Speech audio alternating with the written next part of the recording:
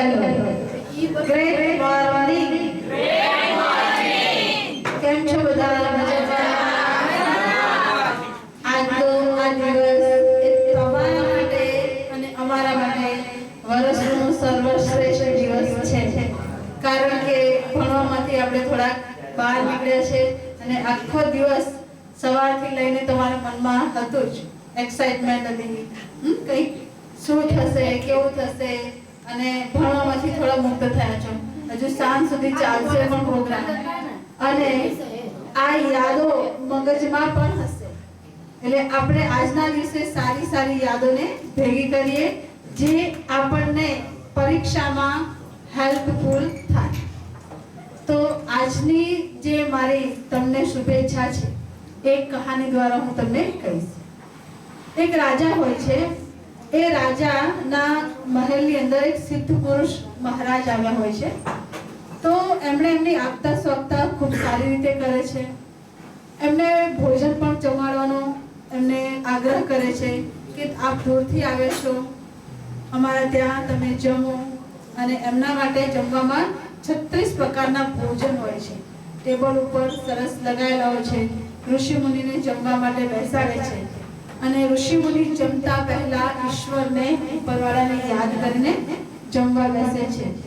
એવામાં એ ભોજનમાં દેખે છે તો લાલ રંગ એમાંથી નીકળતો હોય છે.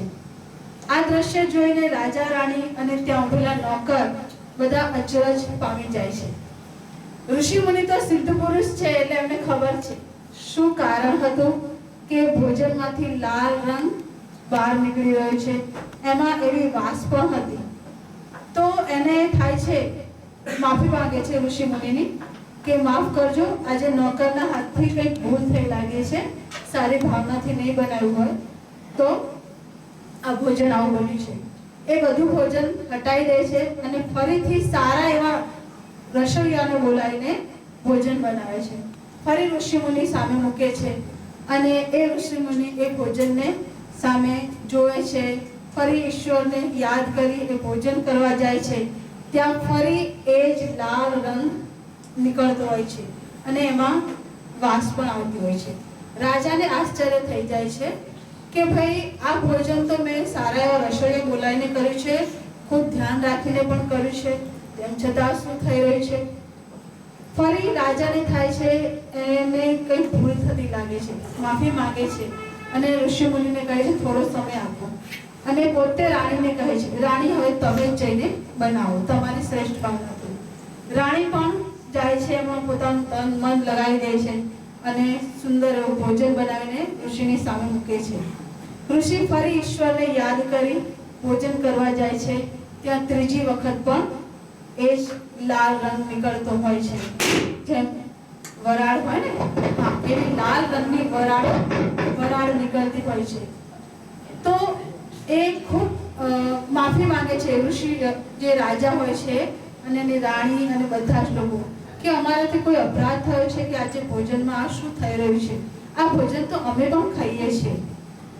તો એ ઋષિ મુનિને માફી માંગે છે અને કહે છે કે એવું શું અમે કરીએ કે તમને અમે જમાડીએ, કારણ કે તમે જમ્યા વગર જશો એ અમારા ઇતિહાસમાં સારી વાત નથી.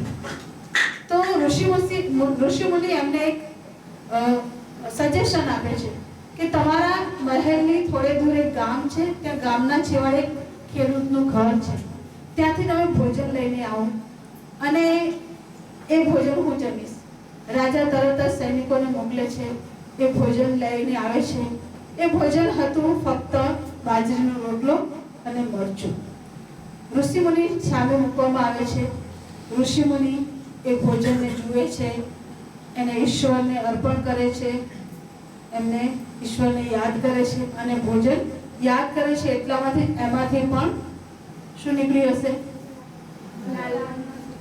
સફેદ રંગના પોઝિટિવ કિરણો નીકળતા હતા અને એમાંથી સુંદર મજાની સુગંધ આવતી હતી, જે વાતાવરણને આહલાદ બનાવતું હતું.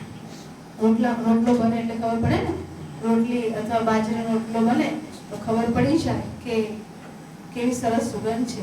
એ સુગંધ આવતી હતી, સફેદ કલરના વરાળ સ્વરૂપમાં કિરણો નીકળતા હતા. આ જોઈને ત્યાં ઉભેલા બધા જ આશ્ચર્યચકિત થઈ જાય છે, રાજા પણ થઈ જાય છે કે મહેલના ભોજન અને ખેડૂતના ભોજનમાં શું ફરક છે. તો એ પોતાનું આશ્ચર્ય જાણે છે એટલે એનું બધું રહસ્ય જાણવા માંગે છે ઋષિમુનિ પાસે. ઋષિમુનિ જણાવે છે કે તમે જે ભોજન તૈયાર કરીને મારી સામે મોકલ્યું છે એ ભોજનમાં ઘણા બધા લોકોનું ખૂન ચૂસેલું છે. એમાં વેપારી પણ આવી ગયા, ખેડૂત આવી ગયા, ઘણા બધા એવા કહેવાય છે નાની કક્ષાના લોકોનું પણ મહેસૂલ લૂંટીને ખૂન ચૂસ્યું છે. એ ખૂનની આ ધારા છે અને એ ખૂનની આ વાસ છે. જ્યારે ખેડૂત એ મહેનતુ માણસ છે, એને કેવું નથી પડતું કે તું મહેનત કરવા જા. કેવું પડે છે ખેડૂતને કે ખેતરમાં જજો, આટલી મહેનત કરજો, રાત દિવસ મહેનત કરજો, અથવા 4-5 કલાક જ મહેનત કરજો. કોઈ એમને કહેતું નથી કેટલા કલાક મહેનત કરવી, કેટલા મહિના મહેનત કરવી, કેટલા વર્ષો મહેનત કરવી, કહેતું નથી. તેમ છતાં એ ધરતીને પોતાની સમજીને એ મહેનત કરે છે. એટલે પેલો જે રંગ હતો એ ખૂનનો રંગ હતો, લાલ રંગ. જ્યારે આ રંગ છે એ શેનો રંગ હતો? મહેનતનો રંગ હતો. એટલે મહેનતનો રંગ શું લાવે છે? રંગ લાવે છે ને. ઓછી મહેનત કરી હશે, વધારે કરી હશે, બહુ જ વધારે કરી હશે, જેવી મહેનત કરી હશે એવો રંગ તો લાગે જ છે. ઋષિમુનિ એમને આ ઉદાહરણ આપે છે અને ખેડૂત પણ એ ઉદાહરણ દ્વારા, માફ કરજો, રાજા પણ એ ઉદાહરણ લઈને કહે છે કે હવેથી હું પણ એવો પ્રયત્ન કરીશ, મહેનત કરવાનો પ્રયત્ન કરીશ જે પોતાને અને બીજાને મદદરૂપ થાય. અને આ રીતે ઋષિમુનિએ ભોજન કરે છે. આ વાર્તાનો આધાર પણ એ જ છે કે આજે આપણે આખું વર્ષ ભણ્યા, મહેનત કરી, કોઈ વધારે કરી, કોઈ એનાથી વધારે કરી, કોઈ એનાથી પણ વધારે કરી. આપ સર્વ પોતાની મહેનતને જાણો છો, અમે પણ જાણીએ છીએ, આપ આપના મિત્ર સર્કલની મહેનત પણ જાણો છો. એ વધતા ઓછા પ્રમાણની મહેનત એ એવો જ રંગ લાગશે. થોડાક સમયમાં હોળી આવી રહી છે, આવી છે. કોઈ એક ગાલ ઉપર ફક્ત એક ટીપકું કરશે તો આપણે એને રંગ લગાવ્યો નહીં કહીએ, કહીશું કોઈનું મોઢું લાલ ચટાકે થઈ જાય અને એના ઉપર રંગોની રંગો છોડાવે તો કેવી ખુશી આવી જાય. જો ભાઈ એનો ચહેરો રંગોથી ભરપૂર થઈ ગયો. સેમ આપણી મહેનત પણ એવી છે. ઓછી મહેનત, ઓછા રંગો એ મજા નહીં આપે. બહુ મહેનત જ બહુ રંગોની મજા આપશે. એટલે ત્રીજો મહિનો એ હોળી રંગોનો તો મહિનો છે, પણ આપણે આખા વર્ષની મહેનતનો હવે રંગ લાવવાનો મહિનો છે. હજુ પણ સમય ગયો નથી. હજુ પણ આપણે એવા રંગો આપણા અભ્યાસમાં, આપણી મહેનતમાં લાવી શકીએ કે જે ખેડૂતના રોટલાની જેમ મહેનત અને ભોજન, મહેનતમાંના તમે એને પ્રગતિમાં લાવી શકો. તમારી મહેનત તમારી પ્રગતિમાં લાવી શકો. આજે 12મું ધોરણ છો તમે, 12મા ધોરણને ક્લાસીસમાં હંમેશા માટે વેલકમ છે. અમારા ઘણા વિદ્યાર્થીઓ ગયા છે, તેમ છતાં મળવા પણ આવે છે, ક્લાસમાં પણ રહે છે. એટલે ફેરવેલ પાર્ટી એટલે વિદાય, એમ તો એવું કહેવાય છે. પણ આપણે બહુ અંદર વિદાય શબ્દ દુઃખ લાગે છે. ફેરવેલ એટલે અમને મજા, હે, વિદાય સમારંભ. તો આજે અમારો પૂરો થઈ ગયો કે આજે 1 મહિના પછી વિદાય, હે, તો દુઃખ લાગે. એટલે ફેરવેલ પાર્ટી ઇંગ્લિશમાં સારી લાગે, પાછળ પાર્ટી શબ્દ આવે છે એટલે આપણને સારી લાગે. પણ હવે તમારી જર્ની નવી શરૂ થઈ રહી છે. તો એ જર્ની મહેનતને રંગ લાવે એ બને નહીં. એટલે આ મહિનાને આપણે મહેનતનો મહિનો ગણીશું અને આ મહિનામાં આપણને એ રંગ આપણને લાગે અને આપણા આસપાસના લોકોને પણ લાગે, આપણા ફ્રેન્ડ સર્કલને પણ લાગે એવો આપણે તહેવાર મનાવીશું. બીજું, આ ચૈત્ર મહિનો આવે છે ને, તેમાં એક વસ્તુ ખાસ બધા લોકો પીતા હોય છે. ખબર છે? બીમાર થઈએ ને, હા, કોઈએ જવાબ આપ્યો લીમડાનો રસ. આખું વર્ષ લીમડો પીવામાં આવતો નથી. એ લીમડાનો રસ કેવો હોય? કડવો હોય. પણ ગુણકારી ખરી કે નહીં? કેટલા કે ના? હા, આપણા દાદા દાદી, આપણા મમ્મી પપ્પા અને આપણે પોતે પણ જાણે છે કે ભાઈ કોઈ એક જ દિવસ પીશે, કોઈ 2 દિવસ, કોઈ 3 દિવસ, પણ એ આખા વર્ષમાં ત્રીજા મહિનામાં જ પીશે. હે ને? કેમ? કારણ કે એ આખું વર્ષ બીમારીથી શું કરે? બચાવે ને. દવા કેવી હોય? કડવી. બધાને ગમે ના, પણ બીમાર થાય ત્યારે પીવી તો પડે છે. કારણ કે શું છે? એ પીશું નહીં તો સાજા થઈશું નહીં. એનો મતલબ દવા કેવી છે? સારી કે ખરાબ?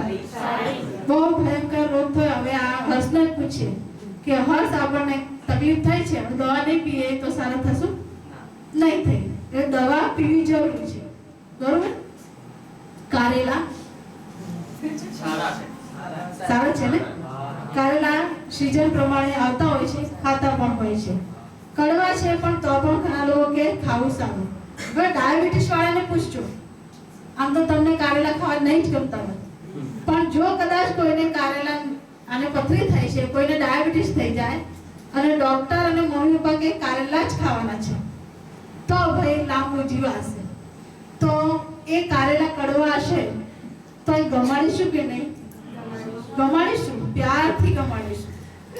સેમ જે કડવું છે ને, જે કઠિન છે ને, એ બહુ જ ફાયદાકારક છે. આખા વર્ષ દરમિયાન અમે 4 જણા થોડાક કારેલા જેવું વર્તન કર્યું હશે, લીમડા જેવું. છેલ્લે મારે લીમડા જેવું વર્તન કરવું પડ્યું. હે ને?